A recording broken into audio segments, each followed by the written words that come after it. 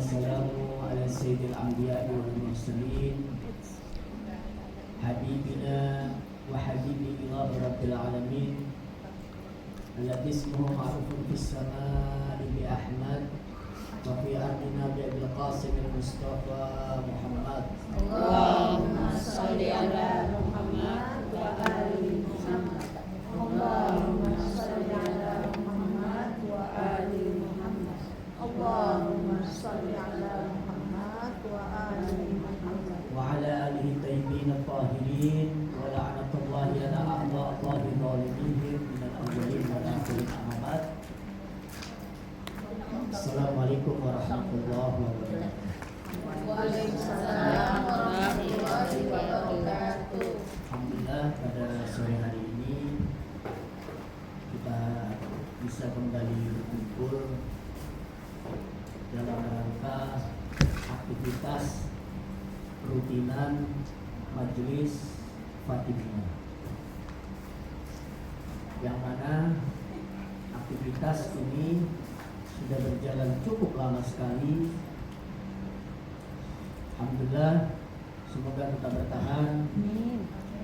Karena di dalamnya tidak lain dan tidak bukan adalah tentunya disadari atau tidak mengadopsi nama majelis menjadi Majelis Fatimiyah, tentunya adalah mengadopsi dari keagungan kemuliaan kesucian daripada Sayyidah Fatimah Az-Zahra alaihi salatu wassalam.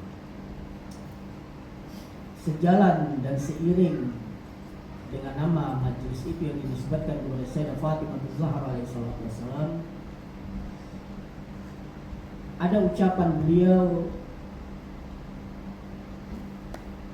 yang berkaitan dengan kehidupan beliau berada di dunia. Selain daripada ayahnya yang tidak lain dan tidak bukan adalah baginda Rasul sallallahu alaihi wasallam, sehingga beliau pernah berucap bahwasanya yang memotivasi dan yang aku paling senangi hidup di dunia ini adalah karena keberadaan wujud daripada Rasul sallallahu alaihi wasallam. Kemudian yang lain, salah satu yang disampaikan dan disebutkan oleh Sayyidah Fatimah Az-Zahra alaihi salatu wasallam adalah qiraatul Quran.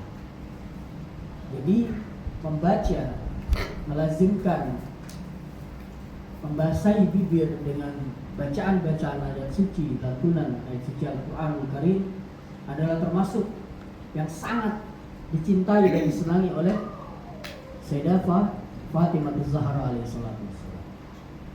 Kenapa? Dikarenakan Rasul sallallahu alaihi wasallam pernah bersabda, "Inni tarikun fiikum tsaqalain." Ini adalah sabda ucapan dari lisan sang Nabi suci yang monumental. Beliau mengklaim sendiri bahwasanya ini adalah warisan beliau, peninggalan beliau. Sehingga warisan satu-satunya makhluk yang pernah bertemu langsung dengan Allah di dalam proses Isra wa Mi'raj yang terjadi 27 Rajab itu, yang tidak diwariskan kepada umat manapun kecuali kepada umat baginda Rasul sallallahu alaihi wasallam. Dan beliau adalah satu nabi yang di antara 124.000 nabi dan rasul itu menduduki dan mencapai derajat tertinggi dan tidak ada lagi di atasnya kecuali Allah Subhanahu wa taala. Memberikan warisan ini ibarat dalam kehidupan duniawi, ada orang yang memiliki kekayaan yang tidak terbatas dan dia yang paling kaya di dunia itu. Kemudian dia memberikan warisan yang dimilikinya setelah peninggal orang tersebut. Apa yang terjadi? Maka tentunya dan pastinya warisannya itu pun tak terhitung kepada yang menerimanya. Nah, ini Rasulullah SAW memberikan warisan. Inni tarikun fiikum tsaqalain. Aku meninggalkan, aku mewariskan kepada kalian sesuatu hal yang berat. Jadi Rasulullah sudah menggarisbawahi dua hal yang berat. Berarti ini bukan sesuatu yang ringan.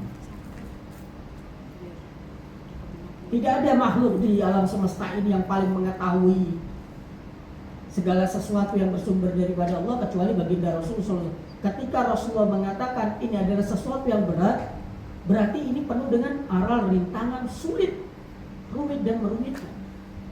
Apa sesuatu yang berat itu? Dua hal yang berat itu. Kitabullah. Yang pertama adalah Al-Quranul Karim, kitabnya Allah. Sehingga di dalam surat Al-Baqarah dikatakan Bismillahirrahmanirrahim, Alif Lam Mim Dzalikal Kitabu La Raiba Fi. Itulah kitab, Alkitab yaitu Al-Quranul Karim secara umum. Penerjemahan secara umum Alkitab itu adalah Al-Quranul Karim. Kalau kita merujuk kepada tafsir daripada Syekh Abbas Al-Qumi yang sering kita baca buku doanya itu di dalam kitab Mafatihul Jinan, doa apapun itu termasuk tawassul, kumel, zero. Beliau menafsirkan Alkitab yang di dalamnya Alkitab itu la raiba fi. Tidak ada keraguan sedikit pun di dalam Alkitab itu. Alkitab yakni Amirul Mukminin Ali bin Abi Thalib alaihi wassalatu wassalam. Syekh Abbas Al-Qumi menafsirkan yang dimaksud dengan Alkitab yang di dalamnya tidak ada keraguan, tidak ada hal yang samar, jelas terang benderang, yaitu yang dimaksud adalah Amirul Mukminin Ali bin Abi Thalib alaihi wassalatu wassalam. Karena tidak ada keraguan. Sedangkan kita ini menjalani masa kehidupan yang cukup panjang, terjebak, terperangkap di dalam satu tempat yang begitu sempit, yaitu dunia. Yang begitu gelap, yaitu dunia. Yang memiliki aroma yang tidak enak, yaitu dunia. Sehingga Allah memodali kepada kita, yaitu fitrah. Bawa modal ini. Aku kasih akal, bilang Allah, aku kasih hati, supaya engkau bisa membuat sesuatu yang sempit dunia ini menjadi luas. Supaya engkau bisa memberikan aroma yang begitu semerbak wanginya di dunia ini. Supaya engkau bisa membawa lentera selaku penerang di dalam dunia ini. Agar engkau bisa terbebaskan dari perangkap dan terjebak di dalam dunia yang begitu penuh dengan fitnah dan cobaan. Al-Quranul Karim. Kemudian yang kedua apa? Wa iswati ahla baiti. Dan anak keturunanku, Itra itu adalah anak keturunan secara umum. Kemudian disifik-sifikan lagi oleh Rasulullah ahlul bait, kerabat terdekat. Sehingga Itra yang dimaksud adalah Itratun Thahirah, anak keturunan yang suci. Karena tidak semua anak keturunan Rasulullah itu mendapatkan derajat dan maqam kesucian sebagaimana yang tercantum di dalam ayat Al-Quranul Karim pula. Sehingga ini meniscayakan memang sesuatu yang berat. Al-Quran itu juga suci, la yamassuhu illal mutahharun. Maka kita nggak boleh menyentuh tulisan Al-Quran. Ketika ada secari kertas yang kita tulis atau kertas biasa yang kita tulis Bismillahirrahmanirrahim, yang mana itu adalah tulisan yang bersumber daripada Al-Quranul Karim, kemudian tersobek dan ada tulisan yang tertinggal cuman sin dan mim, dan itu dari kalimat Bismillah, itu nggak boleh kita pegang tanpa ada kita bersuci. Wa ima ada pelapis dan pelindung sehingga tidak bisa bersentuhan dengan. Jadi Al-Quran itu begitu sucinya sehingga sama dengan para a'imah ahlul bait alaihi wassalam. Kedudukannya itu setantang dan sebanding, setara. Jikalau Al-Quran itu suci, maka pasti ahlul bait juga suci. Kalaupun tidak ada ayat Al-Quran memberikan penjelasan tentang kesucian ahlul bait, maka seluruh sifat dan karakter yang ada dalam Al-Quranul Karim harus pula dimiliki kepada ahlul bait. Kenapa? Karena ini setantang dan ini merupakan warisan satolen. Dua hal yang berat. Tidak ada Rasulullah mengatakan satu berat, satu ringan, satu sedang. Tidak ada. Dua-duanya berat. Jadi kedua warisan ini memiliki sifat dan karakteristik yang sama. Kalau kita tulis di dinding atau baju Al-Husain, bagus nggak? Dan itu dinisbatkan kepada Al-Imam Al-Husain, kita nggak boleh menyentuh alifnya, itu kita nggak boleh. Titik ya itu kita nggak boleh sentuh. Kalau kita tidak dalam kondisi bersuci, sehingga menjadi pertimbangan tersendiri untuk menempelkan nama itu, menuliskan nama itu, sehingga nanti takutnya terjadi istihza, yaitu apa? Merendahkan dan penghinaan ketika kita cuci di kamar mandi. Ini tidak hanya sekedar untuk mengambil keberkahan, tetapi kita juga harus mengetahui posisinya sebagai bentuk penghargaan dan penghormatan. Ketika Al-Quran itu nur, apa Al-Quran itu sifatnya? Memiliki sifat nurun, syifaun, rahmah, cahaya. Maka Ahlul Bait juga pasti cahaya. Ketika Al-Quran itu menjadi sumber segala obat dari segenap penyakit, maka Ahlul Bait juga obat dari segenap penyakit. Tidak perlu imamnya turba Karbala, itu bisa menjadi obat. Kenapa? Karena dinisbatkan kepada Aba Abdullah bin Husain, memiliki kronologis yang begitu sakral, histori yang begitu suci, sehingga segala sesuatu yang dinisbatkan kepada para Ahlul Bait alaihi salatu wassalam itu tidak bisa dianggap remeh, termasuk kita. Ketika kita berwilayah kepada Ahlul Bait, meyakini, mencintai dan ittiba, mengikuti segenap arahan, tuntunan dan juga wejangan serta nasihat-nasihat Ahlul Bait alaihi salatu wassalam, maka pada hakikatnya meskipun kita berada di tempat hunian yang paling rendah, derajat kita itu membumbung tinggi. Bukan karena hebatnya kita, bukan karena kita ini ahli ibadah, bukan karena kita ini memiliki banyak wawasan, pengetahuan ataupun ilmu, tetapi kita dinisbatkan kepada Ahlul Bait alaihi salatu wassalam, sehingga kita terkatrol. Yang rendah menjadi tinggi, yang hina menjadi mulia. Kenapa? Karena ini sesuatu yang berat. Apa sabda Rasul berikutnya? Inni tarikun fiikum al-thaqalain, kitab Allah wa israti ahla baiti ma'in tamassaktum. Setelah Rasulullah menggambarkan, aku meninggalkan warisan, yang warisan ini tidak main-main, sesuatu hal yang berat, susah. Bahkan ada yang mengatakan Al-Imam Ali bin Abi Thalib mengatakan bahwasanya kedudukan kami ini sa'bun mustas'ab. Sa'bun itu susah. Mustas'ab itu menyusahkan, menyulitkan, sulit, menyulitkan. Dan tidak mungkin bisa mengemban ini kecuali 3 kategori. Pertama, malaikatun muqarrabun, para malaikat yang memiliki kedekatan kepada Allah Subhanahu wa taala, malaikat ring 1. Wa nabiyyun mursalun, dan nabi yang diutus oleh Allah. Kemudian yang ketiga, wal mu'min, yang berkenaan dengan wilayah ya. Tidak sembarangan orang bisa memikul beban ini. Kita berwilayah kepada Amirul Mukminin, berwilayah kepada Ahlul Bait alaihi salatu wassalam, itu sama memikul beban yang tidak ada tandingannya di dunia ini, karena sakolen. Salah satu dari 2 yang sangat berat. Atau yang ketiga, wal mu'min. Kecuali apa? Kecuali orang mukmin, tetapi dengan catatan qad imtahana qalbahu lil iman, dengan catatan hatinya sudah diuji dan teruji dengan keimanan itu. Sehingga ketika kita berpegang teguh kepada Ahlul Bait alaihi salatu wassalam, maka apa yang terjadi?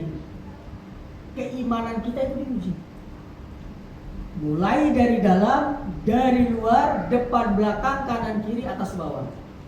Sehingga tidak ada gerakan satupun, bahkan kedipan mata kita saja, itu adalah merupakan ujian selama kita berwilayah kepada Ahlul Bait alaihi salatu wassalam.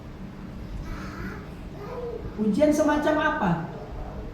Semisal contoh, di luar sana orang-orang juga mendapatkan ujian, karena ini sudah menjadi konsekuensi logis hukum alam semesta, di mana Allah Subhanahu wa taala mengatakan dalam ayat Al-Qur'anul Karim, innal mauta wal hayata liyabluwakum ayyukum ahsanu amala. Adanya kondisi kematian, adanya kehidupan, ini hanya terjadi di dunia. Kehidupan dunia ini tidak lain tidak bukan adalah apa? Liyabluwakum ayyukum ahsanu amala. Medan uji coba, wadah eksperimen untuk kemudian Allah Subhanahu wa taala memfilter dan menyaring serta mensortir siapa di antara kalian yang terbaik amalnya. Ini kehidupan. Sehingga ketika di luar sana orang mendapatkan ujian dari sisi ekonominya berbeda. Para pecinta Ahlul Bait juga mendapatkan ujian ekonomi pula, tetapi dengan tekanan yang berbeda. Dengan tekanan yang berbeda. Di luar sana mungkin mendapatkan ujian perekonomian, tetapi dengan mudah ia mungkin mendapatkan solusi dengan mohon maaf, dengan sedikit menjatuhkan harkat dan martabatnya dengan meminta-minta, dengan meminjam dan lain sebagainya. Bagaimana dengan para pecinta Ahlul Bait alaihi salatu wassalam? Wasbir kama sabara ulul azmi minar rusul. Modalnya adalah kesabaran.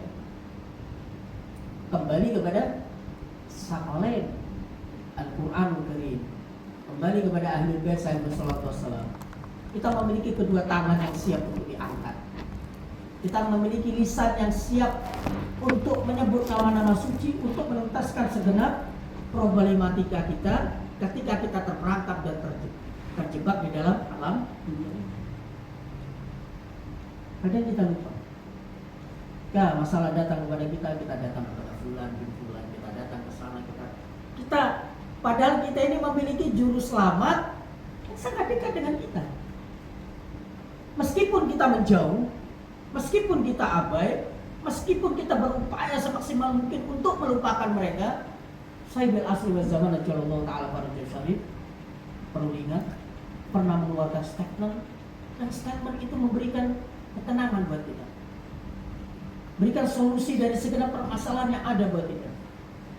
Apa statement daripada Sayyidul Asri wa Zaman Ajalullah Ta'ala Farajul Syarif?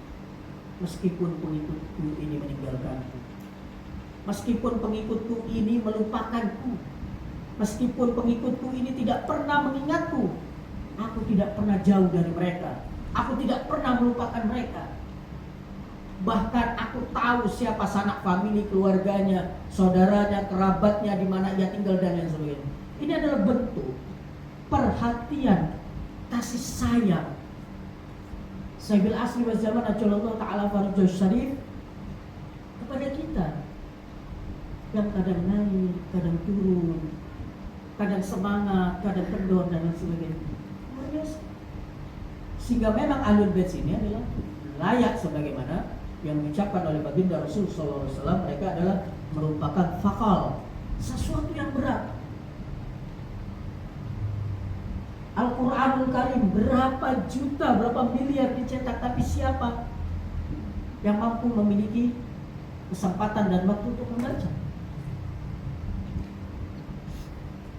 Sehingga menjadi budaya Al-Quran itu sudah mulai berpindah dari satu lembar ke lembar yang lain ketika bulan suci Ramadan. Sampai anjuran Al-Imam Hasan Al-Askari mengatakan minimal 50 ayat sehari. 60 ayat. Bisa kita cicil. Habis subuh 10, habis duhur 10, habis asar 10, habis minimal 50 ayat. Kenapa? Karena itu adalah firman Tuhan. Sedangkan kita ini adalah ciptaan Tuhan. Dan membaca Al-Quranul Karim, di situ ada nur, ada cahaya. Di saat kegelapan itu ingin menerpa kita, kegelapan itu ditepis oleh cahaya. Di situ ada syifa. Tahu syifa? Syifa itu kesembuhan. Obat itu adalah dawa. Ya man ismuhu dawa wa dzikruhu syifa wa ta'atuhu gina. Wahai yang namanya merupakan obat dan mengingatnya merupakan kesembuhan, dan ketaatan kepadanya merupakan kekayaan. Jadi trik metode untuk kaya itu cuma satu ternyata, taat. Taat itu saya pikir kita semua tahu. Menjalankan segenap perintah Allah, menjauhi segenap haram. Itu aja simpel. Dari dulu sampai sekarang sholat subuh juga masih 2 rakaat, gak ada nambah-nambah. Waktu tenggelam matahari, sholat duhur dan asar itu juga sampai waktu tenggelam matahari, gak ada nambah. Kita tetap menjalankan sholat 5 kali di dalam 3 waktu. Puasa juga paling banter paling banyak 30 hari. Gak ada amalan yang berubah. Saya pikir kebiasaan-kebiasaan ini malah menjadikan lebih mudah. Cuman yang disayangkan karena ini menjadikan rutinitas, sehingga apa menjadi apa? Sekedar seremonial, tidak memiliki ruh. Yang sholat tadi merupakan cahaya, bagaimana tidak cahaya? Di dalamnya ada bacaan Al-Quranul Karim, di dalamnya ada dzikrullah, di dalamnya ada Rasulullah dan Ahlul Bait salam salam dalam sholawat. Semestinya ini adalah merupakan apa?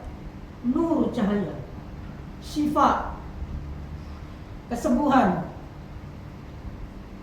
Bukan hanya penyembuhan dari sisi penyakit fisik, penyakit jasmani, tapi lebih jauh dari itu memiliki peranan besar menjadikan obat dari penyakit ruhani yang ibu-ibu sering kenal itu dengan penyakit hati. Penyakit ruhani ini banyak jenisnya, bukan cuma iri, dengki, hasut, enggak, banyak jenisnya. Cemburu itu juga penyakit hati. Tidak mau tersaingi itu juga penyakit hati. Ingin bersaing itu juga penyakit hati. Makanya Al-Imam Ja'far As-Shadiq itu mengatakan, ujian terberat kita, jadi kita ini sudah di dunia ya, ketemu dengan manusia, ketemu dengan binatang, ketemu dengan tumbuh-tumbuhan, ketemu dengan alam semesta, baik itu berbentuk pohon, gunung, lautan, samudra, dan lain sebagainya. Itu penuh dengan ujian. Al-Imam Ja'far As-Shadiq mengatakan, ujian terberat kita adalah di dalam komunitas. Berarti kita ini memikul banyak beban ujian. Dalam komunitas mana? Komunitas sesama pecinta Ahlul Bait saling sholawat. Allahumma sholli ala Muhammad wa ali Muhammad. Allahumma sholli ala Muhammad wa ali Muhammad. Allahumma sholli ala Muhammad wa ali Muhammad. Sehingga Al-Quran dan Ahlul Bait ini, karena ini merupakan warisan. Dan Rasulullah mengatakan, ma'in tamassaktum bihima, dan bila mana engkau berpegang teguh bihima, dengan keduanya. Apa itu? Al-Quran dan lan tadillu ba'di abada. Niscaya dan pasti, tidak bisa lagi dipungkiri, kalian tidak akan pernah tersesat. Tidak akan pernah tersesat. Tidak akan pernah kesasar. Jangan kita anggap kita tersesat di dalam perjalanan agama. Tidak. Karena kita di dunia ini tidak berpegang kepada Al-Quran dan Ahlul Bait, maka kehidupan kita salah jalan. Pasti salah jalan. Pasti salah jalan. ekonominya yang rusak karena salah jalan, karena banyak rambu-rambu syariat yang ditabrak. Kenapa? Karena jauh daripada Al-Quran dan Ahlul Bait. Mari kita introspeksi diri, kita perhatikan secara seksama Al-Quran dan Ahlul Bait. Dua-duanya ini bilang Rasulullah nggak boleh ditinggal salah satu. Yang pakai Al-Quran meninggalkan Ahlul Bait tidak benar. Yang hanya mempeng kencang megang Ahlul Bait meninggalkan Al-Quran juga salah. Kenapa? Al-Quran itu adalah kitabun somit. Al-Quran itu adalah kitab yang tidak bisa berbicara, tidak bisa membela, tidak bisa mengeluarkan air mata dan cucuran darah. Sedangkan Ahlul Bait adalah kitabun natik, kitab yang bisa berbicara. Yang saya katakan tadi di pertama, Alkitab adalah Amirul Mukminin Ali.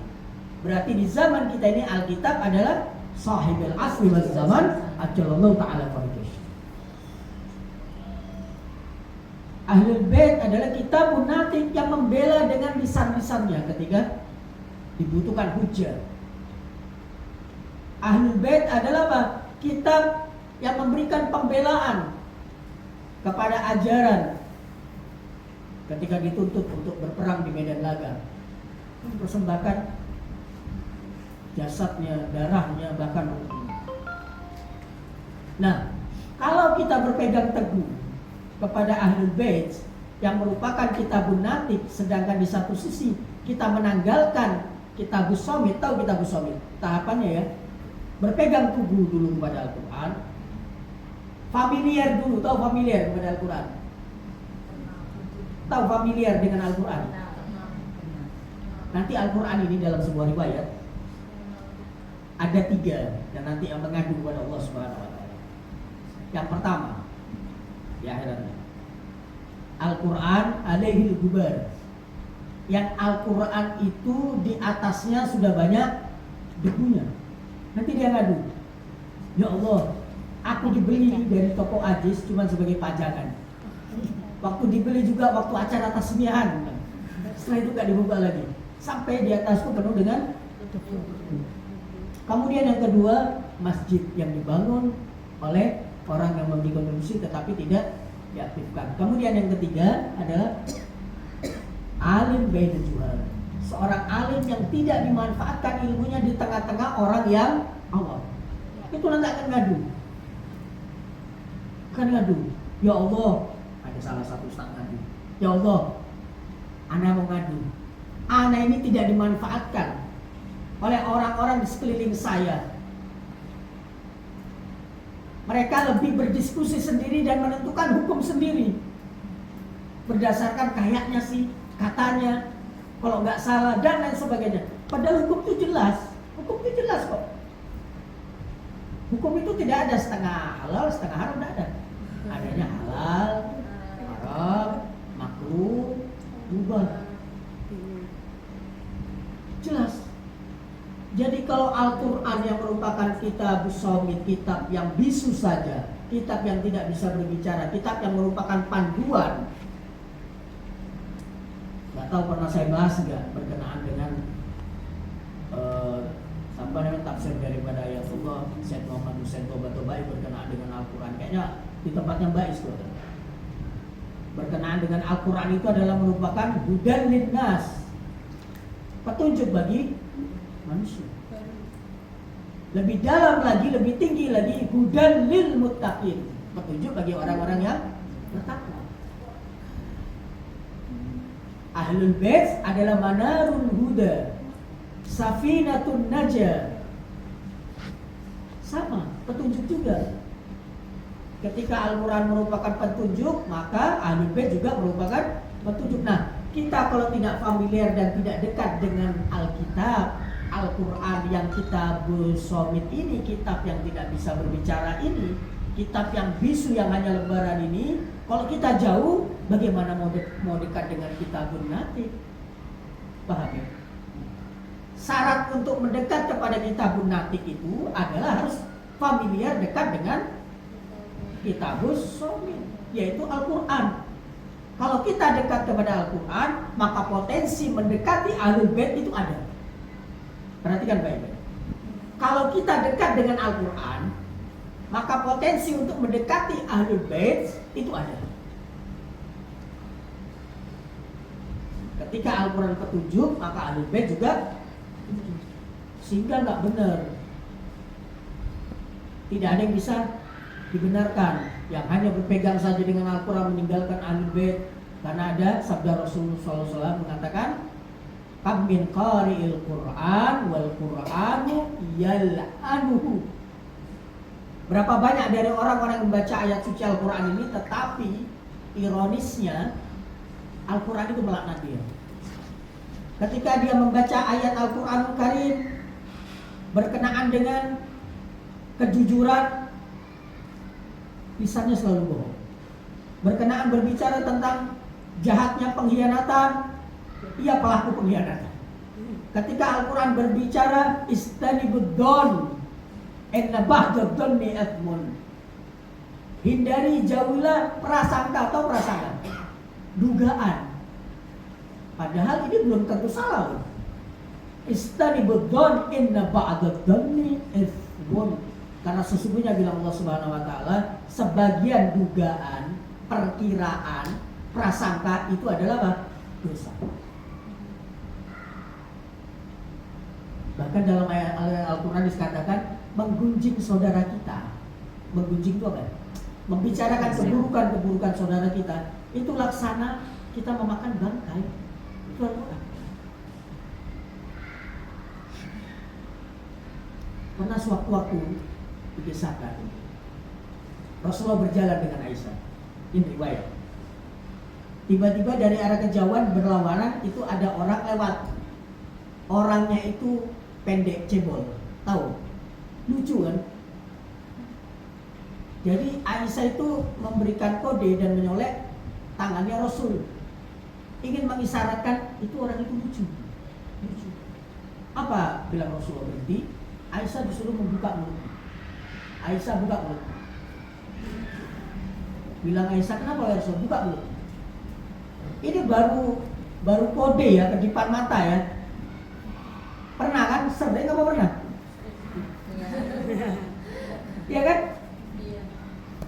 Tak lagi yang biasa buat masalah. Pemain dengan kode itu semua orang paham kan? Kode. Itu ketika Aisyah membuka mulutnya, itu tangannya Rasul masuk ke dalam mulutnya dan ketika keluar itu bangkai keluar. Itu cuma baru kode. Apalagi sampai bahkan pernah seorang tua lagi ngerumpi, tiba-tiba Rasulullah lewat, Rasulullah mampir. Bu, makan bu. Lu gak bisa, anak puasa. Saya puasa harus sudah makan. Kenapa? Karena dengan membicarakan aib, keburukan, kesalahan saudara-saudara kita, itu laksana kita memakan bangkai. Dan itu jelas dan gamblang di dalam Al-Quran yang tidak ada keraguan di dalamnya. Nah, kalau kita percaya nggak dengan ayat itu? Percaya. Walaupun kita tidak pernah melihat bukti ada ditarik bangkai, nggak pernah lihat bukti kan? Percaya atau tidak? Percaya. Nah, namun anehnya ilmu untuk mempercayainya agar kita tidak melakukan itu kok nggak bisa tuh, gimana? Kenapa? Manusiawi. Ini yang menjadi persoalan. Padahal Al-Quran yang mengatakan berarti sama penyakitnya. Ketika kita mengetahui Al-Imam Ali bin Abi Thalib seperti ini, Sayyidah Zahra seperti ini, Al-Imam bin Hasan seperti ini, Al-Imam Husain, kenapa kok kita masih temukan tidak sedikit para pengikutnya, para pecintanya kok bertolak belakang dari sisi sifat-sifatnya? Iya kan? Berarti apa? Ada yang error di sini. Ada masalah di sini. Ada masalah. Dan masalah ini semestinya harus dituntaskan. Sehingga tidak menjadi penghalang. Tujuan maksudnya adalah apa? Berarti kita ini sedang terperangkap, sedang terjebak. Saya katakan tadi apa? Saya singgung. Kita dikasih modal oleh Allah. Kedua, kelopak mata yang masih begitu bagus untuk memandang, bisa membedakan warna, bisa membedakan ukuran yang mana besar, yang mana kecil, bisa membedakan pandangan yang baik dan bukan. Kita masih memiliki indera penciuman, kita masih memiliki anggota tubuh yang alhamdulillah masih bisa berfungsi sebagai perasa dan kita manfaatkan. Ini semua modal daripada Allah yang berbentuk fisik. Begitu pula yang saya katakan tadi, kita diberikan akal dan kita diberikan hati yang merupakan itu modal, dan itu adalah fitrah. Berarti apa? Fitrah kita ada yang cacat. Fitrah kita ada yang cacat. Berkenaan dengan fitrah, insya Allah nanti kita bahas dalam pertemuan yang berikutnya. Tapi pertemuan ketika bersama dengan ikhwan dan akhwat, supaya agar apa? Agar bersama-sama kembali dan memperbaiki anugerah Allah yang terbesar ini, yaitu apa? Titipan fitrah yang diberikan kepada kita. Terlebih lagi kita baru saja melewati Idul Fitri. Kemudian apa yang harus kita lakukan? Kita paksa diri kita untuk familiar dengan Al-Quran. Kalau kita malu, ini 17 tahun tidak pernah pegang Al-Quran, kok tiba-tiba pegang Al-Quran, ini kena kesambet apa ini? Kalau malu, buka saja HP. Meskipun banyak riwayat mengatakan lebih afdol itu membuka lembaran Al-Quran, sama ketika kita membaca doa tawasul dan doa kumel. Meskipun hafal itu lebih afdol untuk membaca, karena setiap goresan, bilang Imam Ali, itu memiliki makna dan memiliki rahasia. Setiap lembaran Al-Quran, setiap tulisan Al-Quran, setiap goresan Al-Quran itu mengandung apa? Mengandung nur, mengandung cahaya, mengandung rahmat. Tahu rahmat? Tahu artinya rahmat? Rahmat itu bukan cuma sekedar kasih sayang, tapi kasihan. Jadi dengan kita mengadopsi dan banyaknya rahmat turun kepada kita, maka Allah lebih kasihan kepada kita. Harusnya sakit, gak dikasih penyakit, kasihan. Tahu kasihan kan? Nah, seperti itu. Harusnya dikasih hukuman, gak dikasih hukuman. Kenapa? Karena kasihan. Sama waktu di dalam kehidupan rumah tangga itu juga karakteristik rahmat itu lebih mendominasi. Kemudian di dalamnya ada nur, ada syifa, ada rahmat, juga ada apa? Keberkahan. Adanya keberkahan. Oleh karena itu kedua hal ini berkenaan dengan berkenaan dengan Al-Quran, Masya Allah, apalagi dihadiahkan pahalanya kepada saudara-saudara kita yang telah mendahului kita, para pembimbing dan guru-guru kita, para senior dan siswa kita yang sudah menghadiahkan dan membukakan jalan untuk kita bisa menaung di bawah majelis yang insya Allah sangat istimewa ini, dan telah akan bersaksi di hadapan Allah Subhanahu wa Ta'ala untuk menyelamatkan kita semua. Semoga apa yang sudah kita lakukan ini bila penuh dengan kekurangan, ditutupi dengan kekurangannya oleh Sayyidil Asim Azzawan Allah Ta'ala. Dan kita senantiasa diberikan kekuatan, niatan yang tulus dan tekad yang kuat untuk memperbaiki segenap kesalahan-kesalahan yang telah lalu dengan perbaikan dalam rangka tujuan maksudnya adalah mendapatkan keridhaan daripada Allah Subhanahu wa Ta'ala. Wa billahi taufiq wal hidayah. Wassalamualaikum warahmatullahi wabarakatuh. Waalaikumsalam warahmatullahi wabarakatuh. Persilakan Pak. Tanya. Saya siap mendengarkan. Enggak siap menjawab. Siap mendengarkan tanya jawab.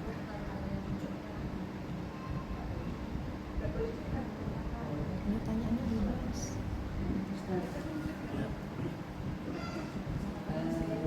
Seperti apa yang Ustaz itu kita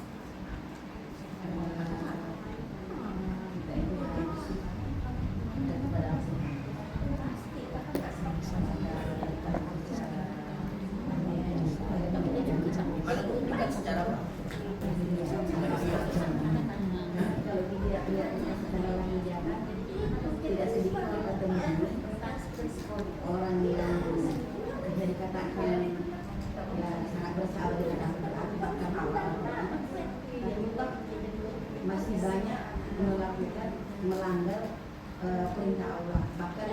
paling baik itu. Itu bagaimana Ustaz? Mungkin tiap hari kalau baca Al-Quran.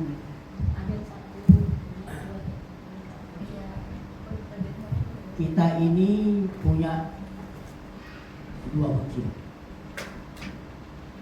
Rasulullah mengatakan Allah menurunkan itu dua hujjah.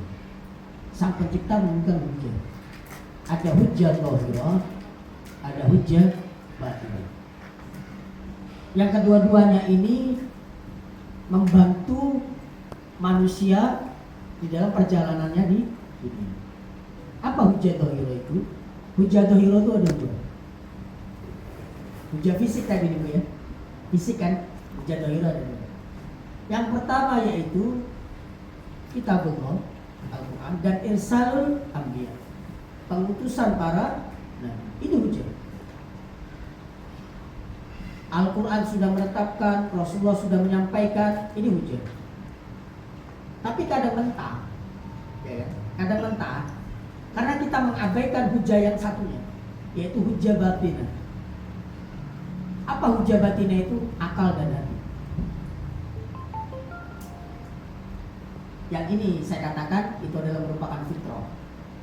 Dan tadi saya janjikan nanti kemudian hari insya Allah pertemuan berikutnya kalau bisa pas acara bersama dengan Ikhwan, kumpul Ikhwan dan Akhwat.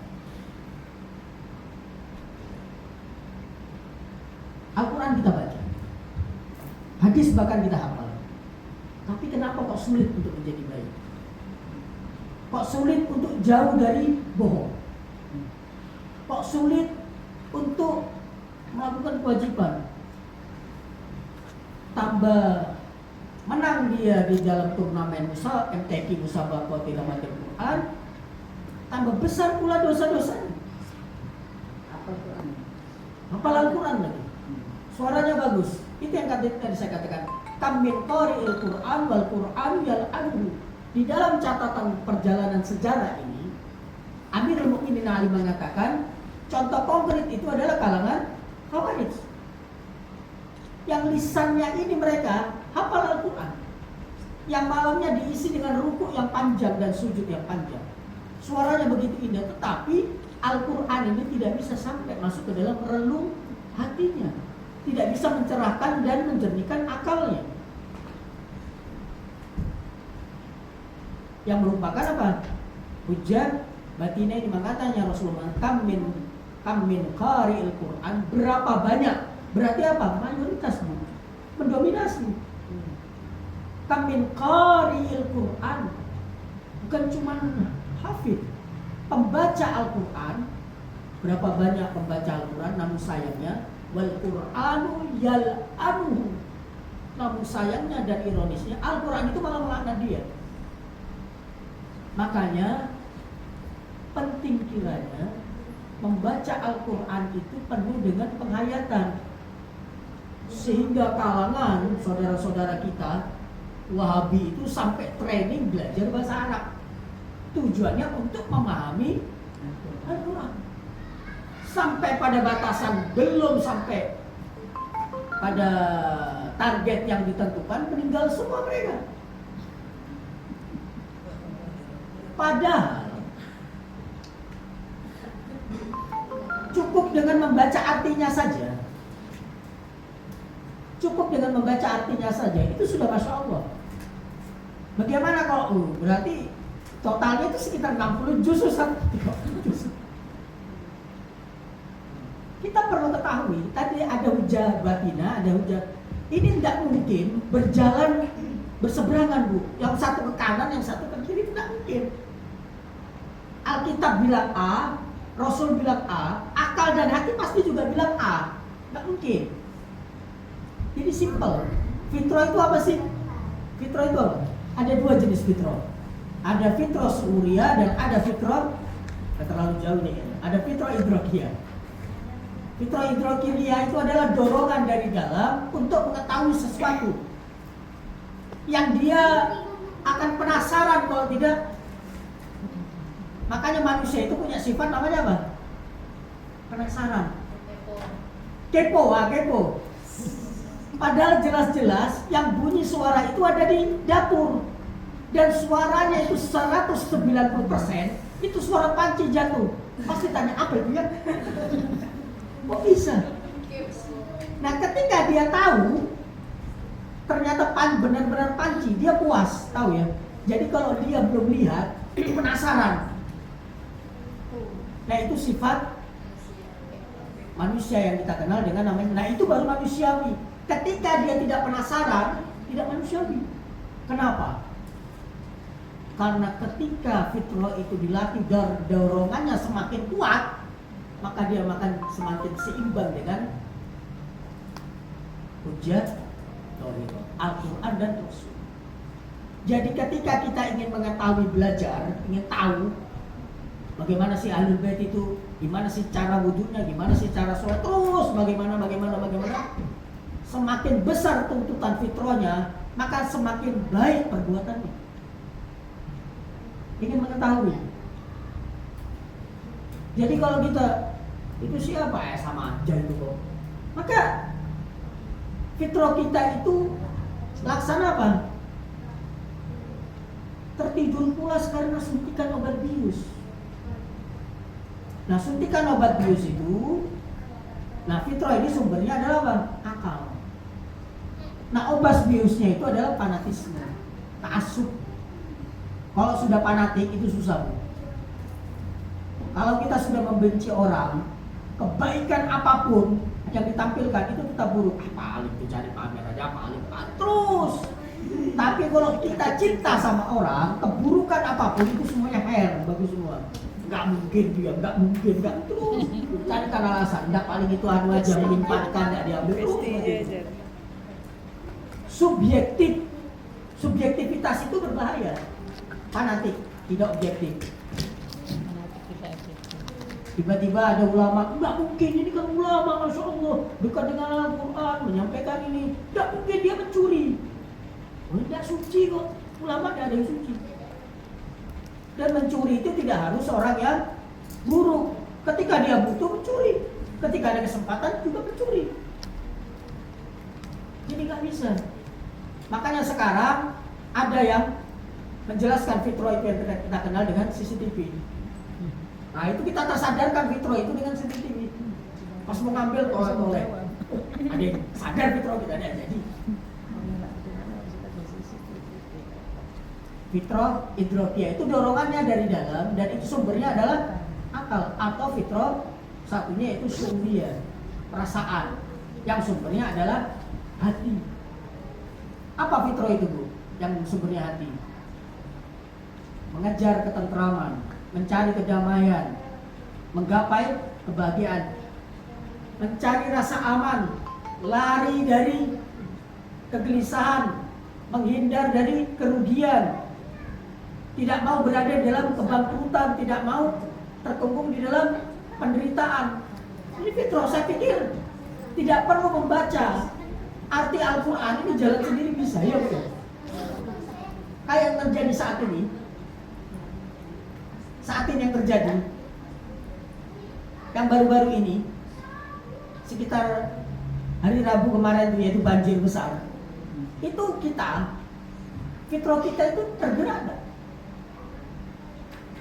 Ada banjir, ada longsor. Oh, banjir daerah mana, daerah titik mana. Maka syukuriyah ini akan menuntut fitrah. Berarti kalau mau beli rumah, berarti kalau mau bangun rumah, jangan di daerah-daerah yang rendah, yang sudah teridentifikasi dengan bukti konkret CCTV tadi. Oh, daerah sini. Oh, hindari daerah-daerah yang bersikap bukit dan anu, karena berpotensi untuk longsor dan lain sebagainya. Itu semuanya berangkat dari tuntutan fitrah. Kalau masih ada sudah tahu itu wilayah tergenang dan itu paling dalam, kemudian beli, nggak apa-apa, ini karena murah dan lain sebagainya. Waalaikumsalam. Ini fitrahnya berarti nggak hidup, gitu loh. Kenapa? Karena sudah ada kejadian. Nah, sehingga saya katakan orang yang berpegang teguh pun dengan Al-Quran dan Ahlul Bait itu juga belum tentu. Anda bayangkan, Ja'dah bintil As'ad bukan cuma dengan familiar dengan Al-Quran. Satu rumah dengan Al-Imam Hasan Al-Askari, Imam Hasan Al-Mustaba apa? Satu rumah dengan Al-Imam Hasan Al-Askari. Kurang apa lagi? Bersama dengan Maksum. Apa yang terjadi? Dia memberikan bukan racun untuk diberikan kepada tidak dijamin. Ini dekat familiar dengan Al-Quran, bahkan bersampingan dan bersanding bersama dengan si Maksum. Bayangkan. Saudara daripada Al-Imam Hasan Al-Askari, paman daripada Sayyidil Asr wa Zaman Ajalullah Ta'ala Farajul Syarif, yang kita kenal dengan Ja'far Kadzdzab. Jadi ada dua Ja'far dalam kehidupan anak keturunan.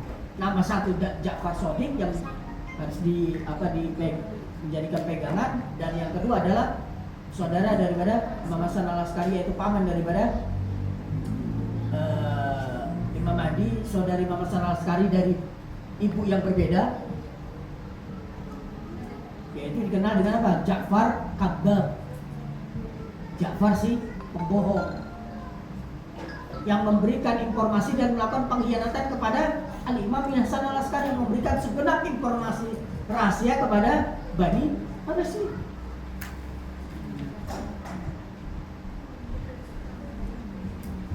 Banyak catatan sejarah ini menyampaikan dan menginformasikan kepada kita, hujjah dhahirah kita pegang itu belum tentu menjadi jaminan selama hujjah batinah kita tidak seimbang.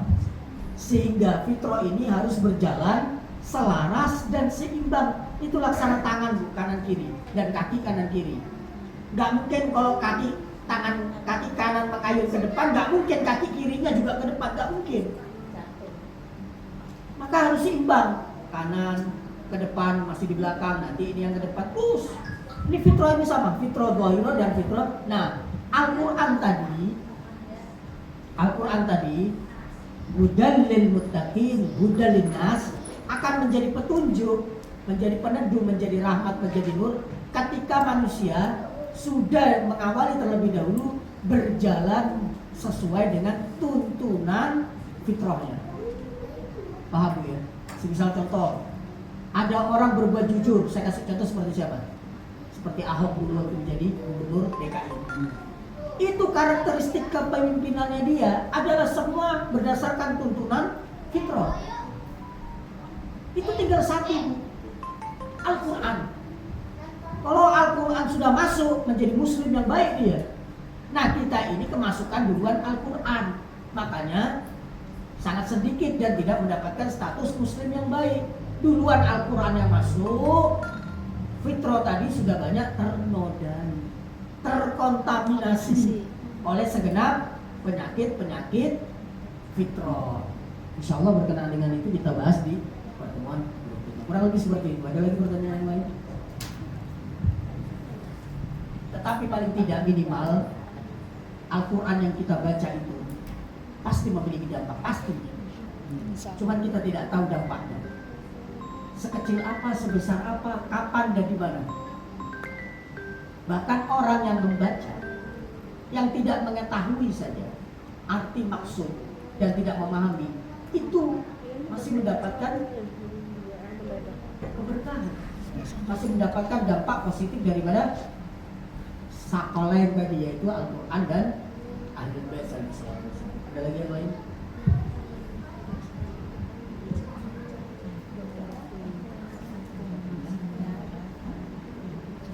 Tanya di luar ini juga gak apa, bebas saja.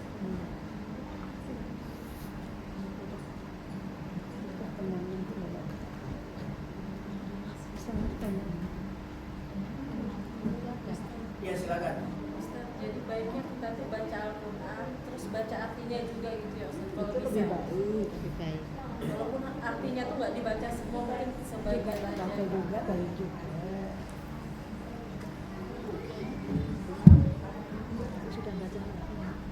Pertanyaannya itu sebenarnya begini, mana yang lebih bagus, membaca Al-Quran sekedar baca lewat atau dengan pemahaman? Tentunya yang kedua.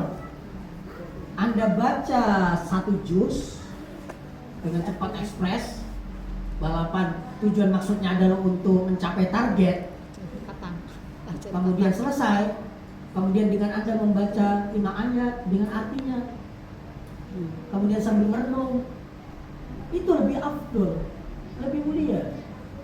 Karena sampai detik ini belum ada kewajiban untuk hatam Al-Quran, belum ada kewajiban hatam Al-Quran. Tetapi apa? Membaca Al-Quran, instruksi arahannya malah sangat dianjurkan membaca Al-Quran dibarengi dengan pengertian dan pemahaman, sehingga membaca Al-Quran itu baik, tetapi bahasanya ya, analoginya ya, tetapi mempelajari tafsir itu lebih baik. Kenapa? Karena akan membuka dan mengupas kandungan daripada Al-Quranul Karim. Al-Quran itu kandungannya begitu dalam, begitu luas, dan tak terjangkau. Sehingga apa? Pemahaman itu lebih penting dibandingkan. Cuman pemahaman ini juga harus ada tahapannya. Tahapan pertama yaitu apa? Membaca. Semisal contoh coba ya. Siapa yang dah hafal Al-Fatihah? Tidak ada. Coba dibaca yang di ujung-ujung.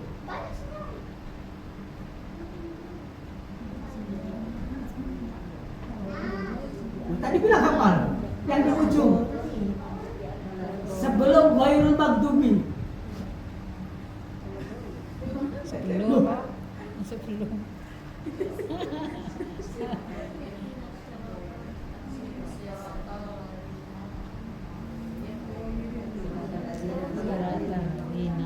Al-Quran itu 30 juz. Ya.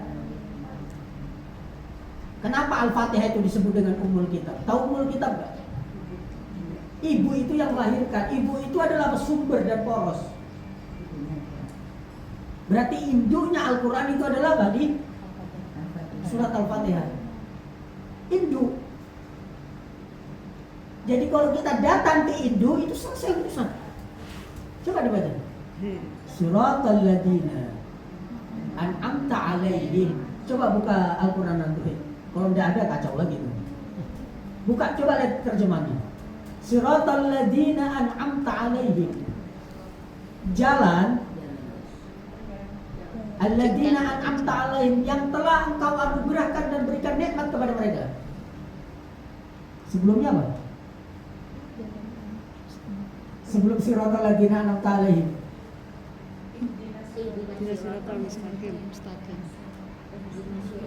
Al-Quran hudal linnas. Dzalikal kitabu la raiba fi hudal lil muttaqin. Kemudian dalam Al-Quran kita minta ihdinas siratal mustaqim. Coba perhatikan. Rasulullah waktu sholat baca ini enggak? Saya mau tanya, Rasulullah waktu sholat baca ini enggak? Amirul Mukminin sholat baca ini enggak?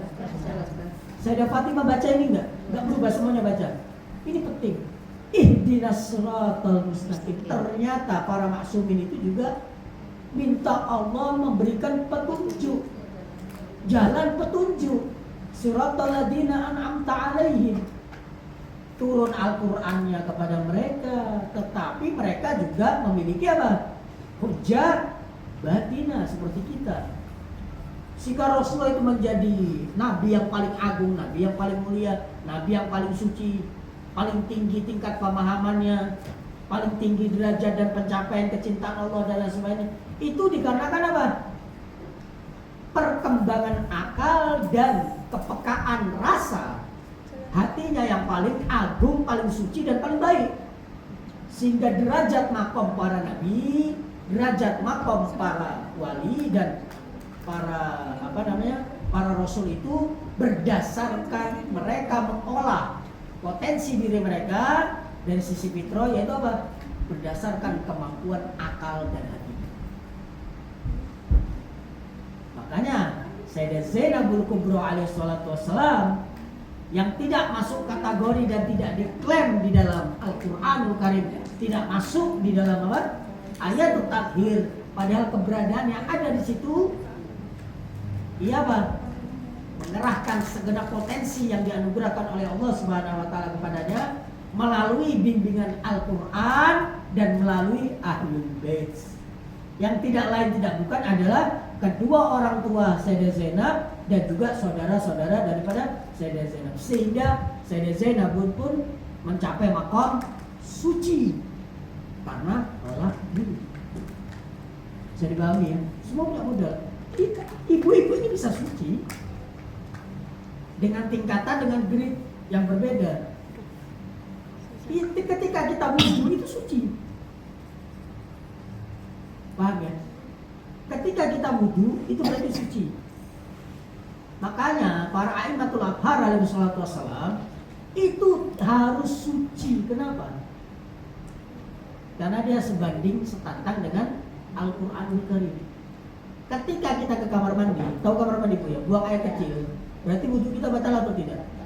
Ketika kita tidak dalam kesucian, berarti ada jarak antara Tuhan dengan kita. 5 menit, 10 menit, 15 menit, 20 menit. Oleh karena itu, virus yang berbahaya memisahkan kita jarak antara Allah dengan kita, yaitu apa? Janabah. Ketika habis berhubungan suami istri, sampai dianjurkan kalau tidak mampu untuk mandi janabah dan bersuci, dianjurkan apa? Sebelum melakukan aktivitas baik tidur, makan dan lain sebagainya, untuk berwudu, bukan untuk mensucikan, tetapi untuk mengangkat kemakruhan aktivitas pasca janabah.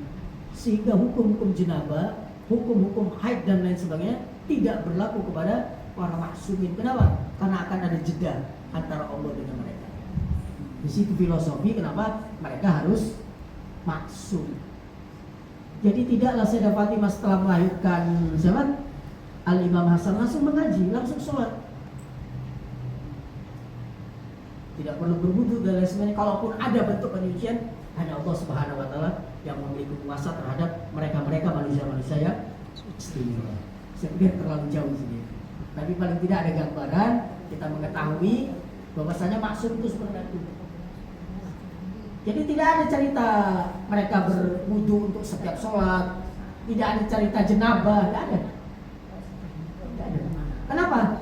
Bahkan sadarnya mereka, tidurnya mereka tidak pernah terlepas satu detik pun status kesuciannya. Berarti apa? Tidak pernah kosong, tidak pernah cuti satu detik, selalu bersama dengan Allah Subhanahu wa taala. Allah adalah sumber kesucian dan tidak bisa bersamanya dan mendekatinya kecuali orang-orang yang bersuci dan yang tersucikan. Oleh karena itu dalam ayat Al-Quran disebutkan la yamassuhu illal mutahharun. Tidak mungkin bisa menyentuh Al-Quran kecuali orang-orang mutahharun. Bentuknya itu adalah mansab maf'ul, yaitu orang-orang yang disucikan. Maksud menyentuh Al-Quran adalah apa? Menjelaskan, menafsirkan dan lain sebagainya. Sehingga turun di dalam hukum fikih, ketika kita ingin menyentuh Al-Quran, kita harus disucikan dengan cara berwudu. Bahwa para maksumin tidak wudu, sementara kan berarti fikihnya para maksumin tidak sama dengan fikih kita. Sedangkan para maksumin itu kan juga mengalami melahirkan, mereka ada janabah, mungkin buang air. Satu orang cuman yang melahirkan itu cuman Sayyidah Fatimah. Maksudnya otomatis kan dia ada buang air kecil, buang air besar. Memang tidak.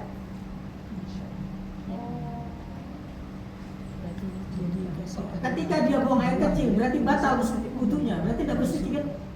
Logikanya begitu. Berarti ada jeda antara dia dengan Allah. 1 menit dia belum berwudu, berarti Rasulullah sedang dalam kondisi tidak suci.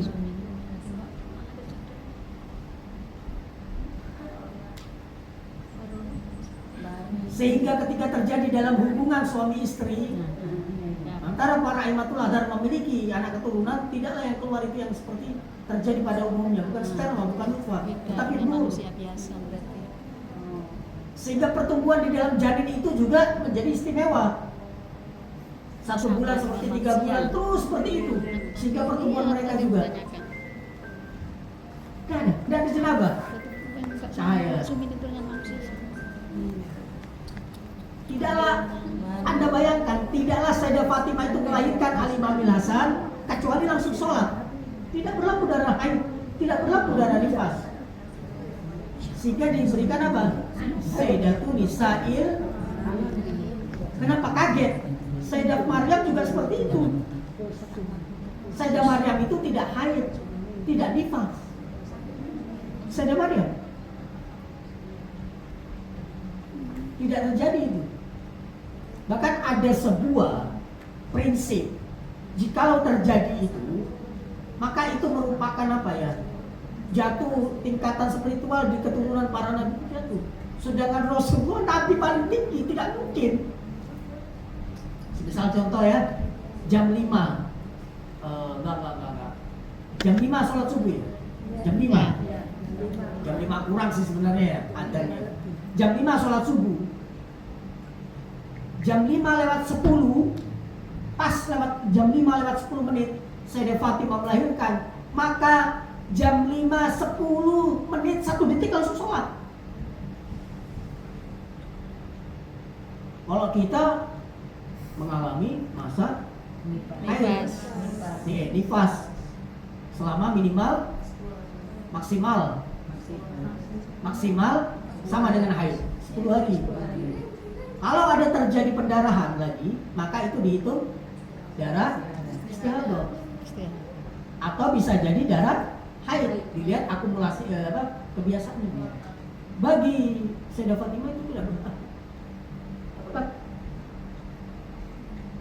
Jadi tidak ada cerita memperbarui wudhu dan lain sebagainya. Cerita-cerita riwayat-riwayat seperti Al-Imam Hasan dan Al-Imam Husain ketika berwudhu, ketika ada orang yang lebih dewasa berwudhunya itu salah, kemudian Imam Hasan mengatakan, "Kak, coba liatin aku Kak, wudhuku salah atau benar." Itu adalah dalam rangka untuk apa? Ta'dib, memberikan pelajaran. Tidaklah mereka ini bangun tidur langsung sholat. Tidaklah mereka ini bangun tidur langsung menyentuh ayat Al-Quran Karim. Karena kalau menunggu seperti kita nggak bisa sakolen, nggak masuk. Makanya sakolen itu terbatas. Dari perjalanan panjang sejarah dari Nabi Allah Adam alaihissalam sampai akhir zaman cuma didapatkan ada 14 ini saja. Bahkan kalau kita ingin mengetahui tujuan maksud irsalul para anbiya, irsalul anbiya dan tujuan pengutusan Rasul dan para nabi yang sejumlah 124.000 nabi dan Rasul mulai Adam sampai Muhammad, tujuan maksudnya adalah apa? Untuk mengampanyekan sakolen,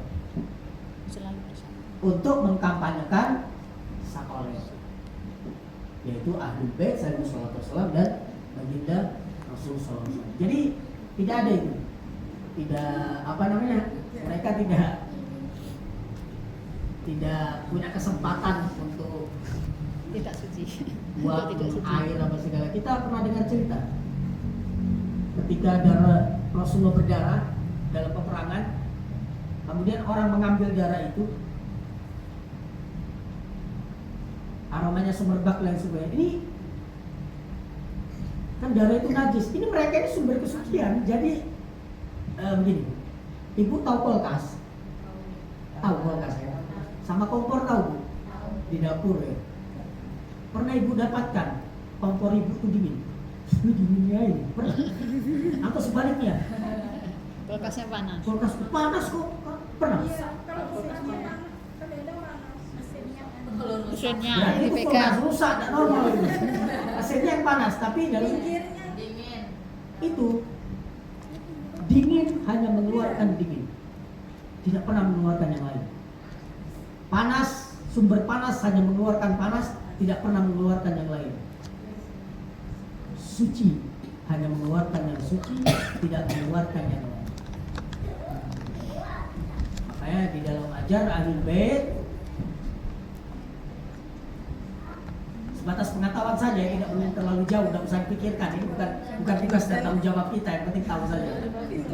Sehingga dalam ajaran Ahlul Bait, karena Allah itu adalah Dat yang tunggal, tahu Dat yang tunggal, Dat yang esa, maka Ia hanya mencipta sekali.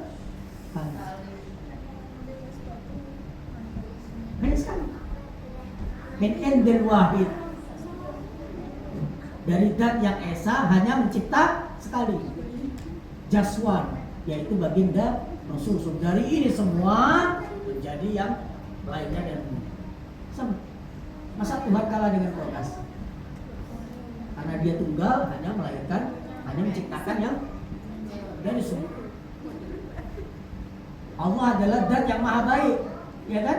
Seharusnya ciptaannya harus baik. Siapa ciptaan terbaik?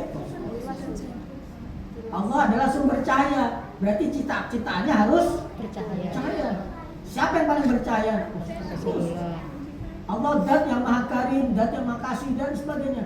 Sifat-sifat Allah itulah diadopsi dan ditransfusi kepada Ahlul Bait alaihi wassalatu wassalam. Bagaimana dengan kita? Bisa dan sangat bisa. Insyaallah pada pertemuan berikutnya. Ada yang lain? Ada Ustaz. Ya. Bagaimana solusi Al-Quran di rumah kalau misalnya dia lebih dari satu, lebih dari Ya. dua, kan? Banyak. Kadang Dibaca. kita membacanya yang biasa kita baca aja atau yang mudah dijangkau. Sedangkan yang lain-lainnya itu tidak terbaca. Kecil-kecil itu Malah nggak kadang pernah pakai HP dibaca. lagi. Iya, Di mana berada sekarang pakai HP. Udah buka HP sudah bisa. Sekarang nggak boleh ada Tapi yang tak baca tak diusap. Yang itu mah nggak bagus yang di situ. Iya. Kecil-kecil. Biasa. Al-Quran ketika terdapat banyak di rumah kita, Semua diberikan atau saya. mungkin ada di kamar anak, di kamar ini dan Yang semuanya. sendiri. Itu pada hakikatnya Tetap ada di rumah. riwayat yang tadi saya sampaikan, Al-Quran akan mengadu. Itu sebuah istilah karena bayangkan Al-Quran sampai di atasnya penuh dengan debu itu menandakan kita tidak pernah baca. Sedikit baca pindah-pindah. Pernah mungkin kita bikin acara tahlilan untuk hadiah almarhum dan sebagainya, akhirnya kita borong Al-Quran baca. Sedangkan di rumah kita itu mungkin bertiga atau berempat, sedangkan sisa Al-Quran ini ada 17. Iya. Gimana caranya? Apa kita gilir baca? Enggak juga begitu. Solusinya adalah hadiahkan itu. Jadi kalau ingin mau amal jariah itu paling enak. Nyumbang fisik yang itu difungsikan, berpotensi difungsikan untuk aktivitas berkepanjangan seperti di yayasan ini. Ada karpet, ada ini bunga ini. Kalau ada yang ngasih, dia selama bunga ini ada di sini dan digunakan dan difungsikan tetap ngalir. Al-Quran yang paling simpel itu apa? Kurban. Kan dipakai sholat tuh pasti. Iya kan? Paling enak itu murah meriah. Ya ini yang anda katakan tadi, rahmat, berkah. Kasih kurban. Jadi yang kalau dari beberapa teman-teman yang mau berangkat ziarah itu biasanya saya briefing nanti di sana di setiap tempat lori atau masjid apa segala macam-macam beli turba tinggal. Beli 50 atau beli 100 di apa aja sih diecer di masjid itu kan ada biasa tempat-tempat itu ya. Ada tempat. Kita pulang ke negara kita di sana ada yang dari Afrika make terus putar itu. Dari sisi dan itu lebih ekonomis dari sisi ekonomi. Jadi solusinya adalah hadiahkan. Di rumah kita kan biasa itu ada bagi-bagi hadiah dulu, ada sarung apa segala macam ada. Kenapa ini dipakai? Pakai solar dan jadi bentuk-bentuk yang kita berikan, kita hadiahkan yang itu digunakan untuk kebaikan, pahalanya kita dapat.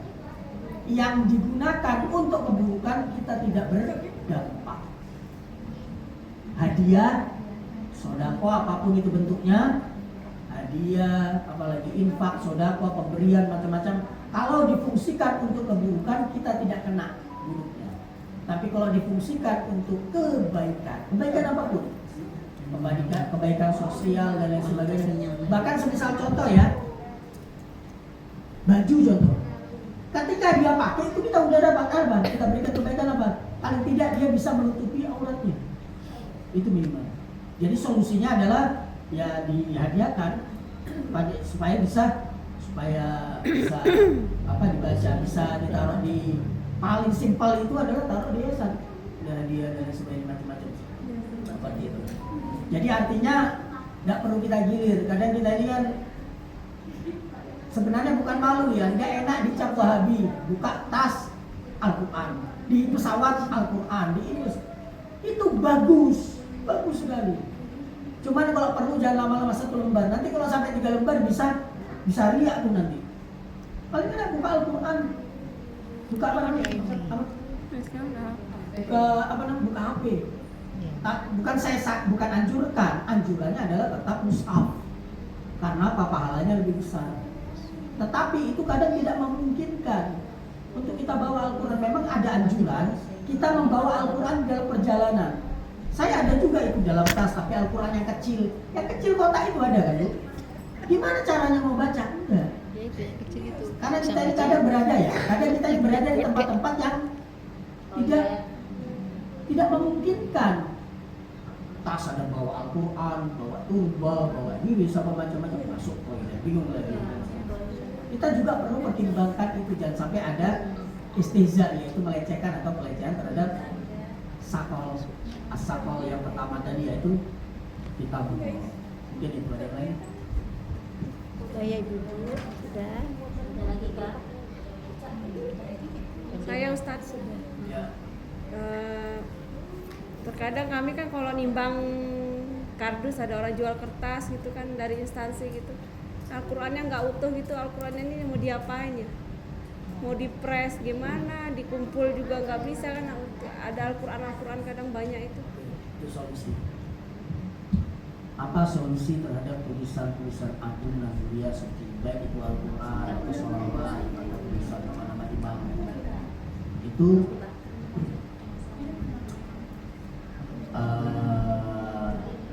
kalau bisa, kalau memungkinkan, afdolnya itu adalah dirobek-robek.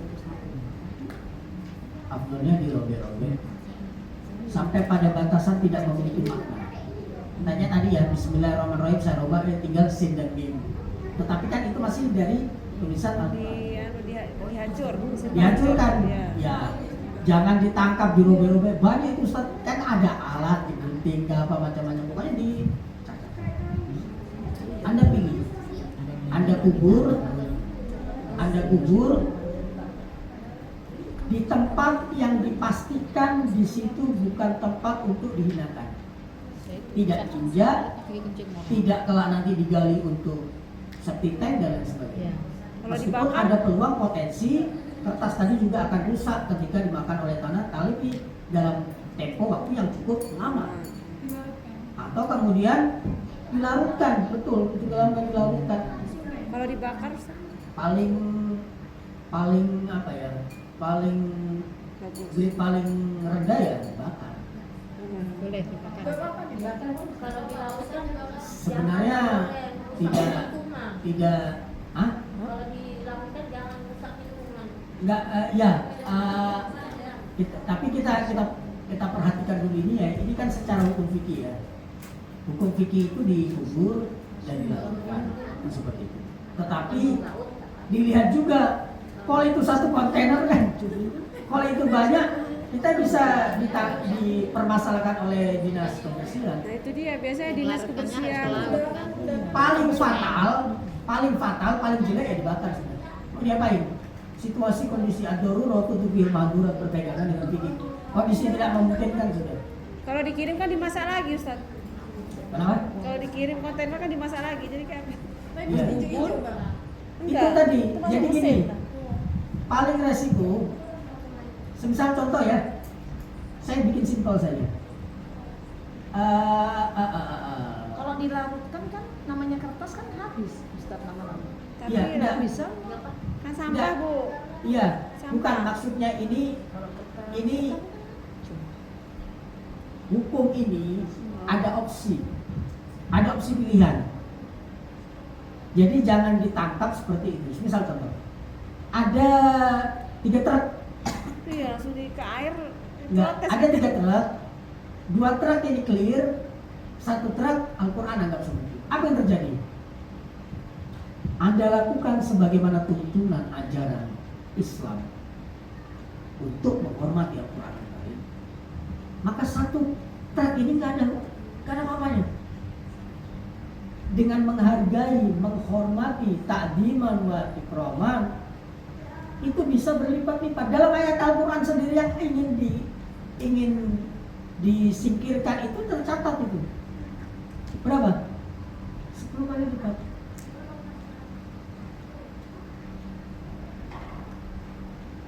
Dan menegakkan hukum itu memang sulit, paling sulit. Semisal contoh.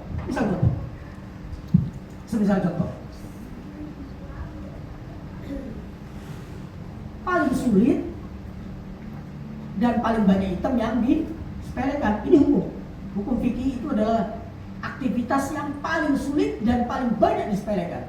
Saya kasih contoh ya. Dari sini. Baju udah kering, udah bagus banget pokoknya ya. Udah paling enak sudah.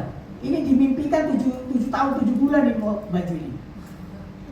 Tiba-tiba mau datang ke acara. Acara apa itu? Acara apapun.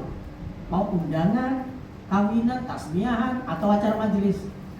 Tiba-tiba kita jalan. Tahu jalan nggak? Naik motor. Ada motor laju. Melindas tikus. 2 titik. Percikan darah nempel di baju kita itu. Najis apa enggak? Najis. Jangan ditanyakan 2 titik aja Ustaz. Bukan masalah titiknya. Sudah? Lanjut perjalanan atau enggak? Lanjut. Ya lanjut. Lanjut. Itu gimana ceritanya? Mau undangan. Kondangan. Kondangan ke acara. Iya. Tapi perlu Anda ketahui keberadaan anatomi tubuh kita dan pakaian yang kita pakai. Bila ada najis tadi, berarti jarak kita sama Allah sudah mulai ada renggang. Iya. Jadi mikir-mikir dulu. Tidak dikabulkan ya, mungkin boleh jadi itu ada najis itu tadi. Ya, karena jaraknya agak jauh. Jadi kalau orang jauh itu kan harus nyaring kan ya, harus menggunakan alat. Beda dengan ini bisa bisik-bisik lagi kan, seperti itu. Sudah. Najis itu di mana? Di baju tadi. Tidak akan kemana-mana kan? Ngobrol, pas kontrol. Teman kita iseng, banyak gak kita teman iseng? Banyak kali. Tiba-tiba tangannya basah, ngelap-ngelap ke baju kita yang kena najis tadi. Tangannya basah, najis enggak? Najis. Nah, harus disucikan dengan apa? Bentuk najisnya hilang, warnanya hilang, aromanya hilang. Sudah. Tiba-tiba dia makan apa ini? Tahu isi. Kira-kira yang dimakan tuh apa? Najis. Hah? Udah. Jadi darah, jadi daging.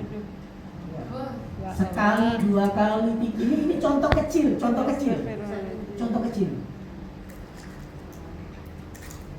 Padahal ditarik. Nanti kita akan lihat di alam kubur itu, kita lihat itu slide kita lihat. Ya gara-gara ini toh terganjel. Itu yang saya katakan, fikih itu penting. Gak mungkin Rasulullah itu mi'raj ke atas kalau bukan dari bawah. Dan tempat yang paling rendah itu adalah tanah, yaitu sujud. Sehingga ketika hukum fikih kita baik, benar dan tidak salah, maka untuk menuju ke atas itu gampang. Tetapi kalau sudah cacat di bawah, kita nggak akan kemana-mana, di bawah terus. Tidak mungkin naik ke atas. Bisa dipahami ya? Itu. Kita bawa pulang ke rumah lagi. Habis itu lagi kena genangan air, cipratan tanah basah. Basah itu yang tadi 2 titik najis itu keliling bu najisnya, ke sandal, ke sini dan lain sebagainya. Perhatikan. Sudah basah, masuk ke rumah, meja, ruang tamu, kamar, terus naik sampai ke kasur. Apa yang terjadi itu kalau ada alat detektor kenajisan? Kira-kira apa yang terjadi?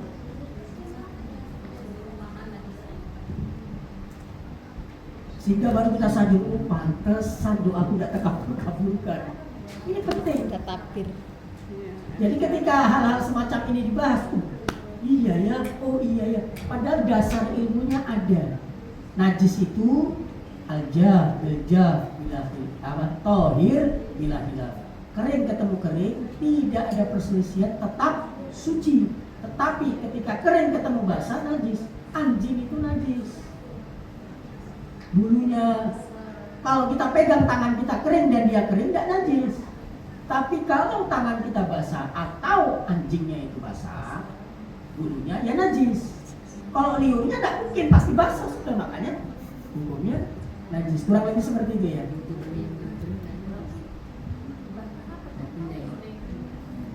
Itu yang terendah, opsi terendah yang dibakar.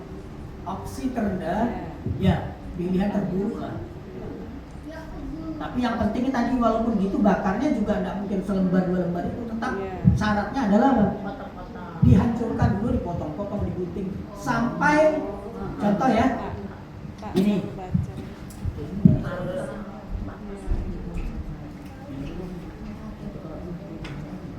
biar tidak salah paham. Anggap satu kotak gini ya,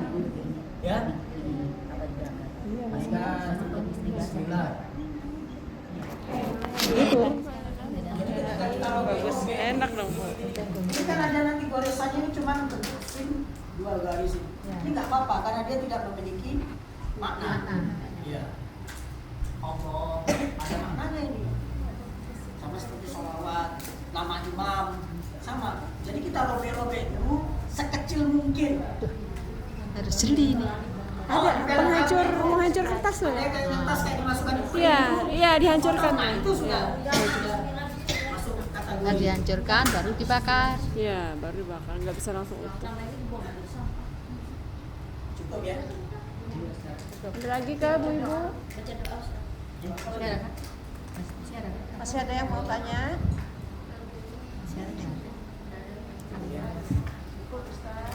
Kita baca sama-sama doa Farad sudah meletakkan telapak tangan kanan kita di atas tangan. Bismillahirrahmanirrahim.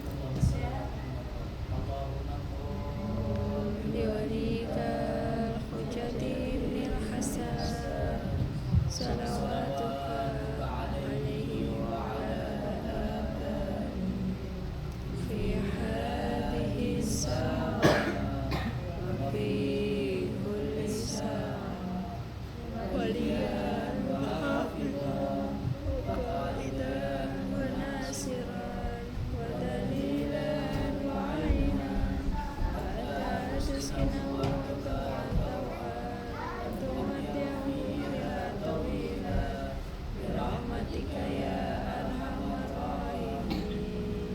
Wassalamualaikum warahmatullahi wabarakatuh. Waalaikumsalam.